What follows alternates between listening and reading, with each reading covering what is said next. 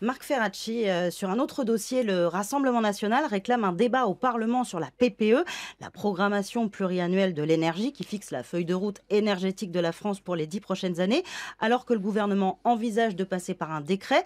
Est-ce que vous allez accéder à cette demande du RN et passer par le Parlement? Mais pardonnez-moi, mais la programmation pluriannuelle de l'énergie, c'est la mise en œuvre d'objectifs qui sont fixés dans la loi. Par exemple, l'objectif d'atteindre 33% d'énergie renouvelable dans notre mix énergétique pour 2030. Ça, c'est la loi qui les fixe. La PPE, qui est prise par décret, c'est aussi ce que prévoit la loi, décline cet objectif avec un certain nombre de mesures.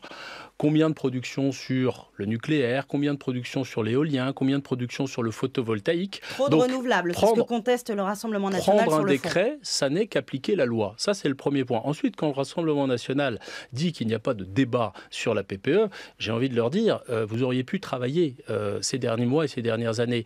Ça fait 4 ans que la PPE est en consultation publique. 50 000 personnes se sont exprimées sur la dernière version. 7 600 propositions ont été faites.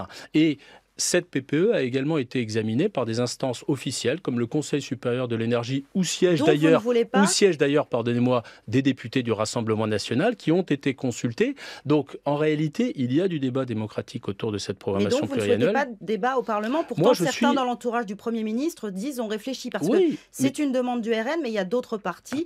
Mercredi au Sénat, c'était une sénatrice socialiste qui a dit aussi qu'elle souhaitait un débat. On sait qu'il y a des centristes aussi qui le souhaitent. Je suis tout à fait ouvert à l'idée de débattre. Je ne serai jamais contre le débat, y compris un débat avec un vote à la fin. Mais vous auriez une majorité? Nous pouvons, pardonnez-moi, je vais jusqu'au bout.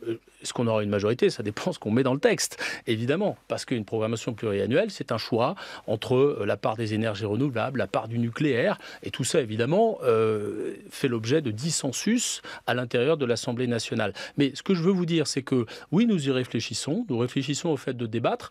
Des sénateurs ont interpellé le Premier ministre avec la nécessité d'avoir un débat suivi d'un vote sur cette programmation pluriannuelle. Il se trouve qu'il y a une proposition de loi portée par un sénateur qui s'appelle Daniel Gremillet. Que le Rassemblement national veut inscrire à l'agenda de l'Assemblée nationale. Qui a été adoptée, cette proposition de loi, par le Sénat à la fin de l'année et que nous allons, à un moment ou à un autre, inscrire. Et ce sera l'occasion de ce débat. Le Rassemblement national fait ce qu'il fait de mieux, c'est-à-dire qu'il ne travaille pas, il reprend les propositions des autres dans une stratégie du coucou en expliquant que ce sont les siennes. Bah oui, mais quand vous inscrivez une proposition de loi qui a été portée par quelqu'un d'autre que vous, ça s'appelle exactement ça. Donc, en réalité, nous n'avons pas du tout attendu le Rassemblement national pour avoir un débat sur la manière dont nous décarbonons notre économie, sur la manière, pardonnez-moi, dont nous sortons de cette dépendance aux énergies fossiles que sont le gaz et le pétrole. Et c'est absolument essentiel parce que si nous n'en sortons pas, nous serons dépendants, notre souveraineté en pâtira et nous serons au fond dans la main de pays comme la Russie qui sont les producteurs et les exportateurs de ces énergies fossiles. Sauf que le Rassemblement national fait aussi un enjeu politique. Marine Le Pen disait il y a quelques jours que s'il n'y avait pas de débat sur cette PPE, ce serait une véritable honte. Et elle a agité la menace d'une motion de censure. Est-ce que c'est une menace que vous prenez au sérieux? Écoutez, moi, les intimidations de Marine Le Pen, je les prends avec beaucoup de sérénité, de circonspection.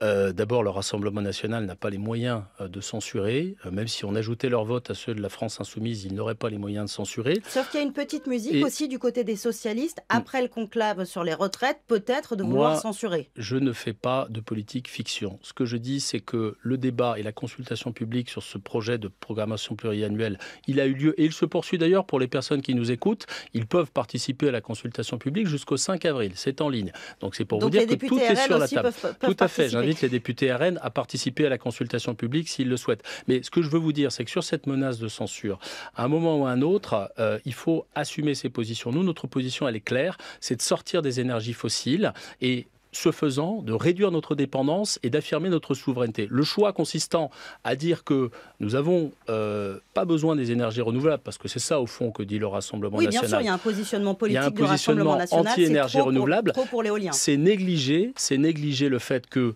l'accroissement de notre parc nucléaire que nous sommes en train d'organiser n'aura lieu en réalité qu'à la fin de la décennie 2030. Et d'ici là, nous avons besoin des énergies renouvelables. Et si nous renonçons aux énergies renouvelables, comme le souhaite le Rassemblement national, ça veut dire que nous nous mettons dans la main des énergies fossiles et de ceux qui les produisent et les exportent. Ça n'est pas ma conception de la souveraineté, mais visiblement, c'est celle du Rassemblement national. Merci Marc Ferracci.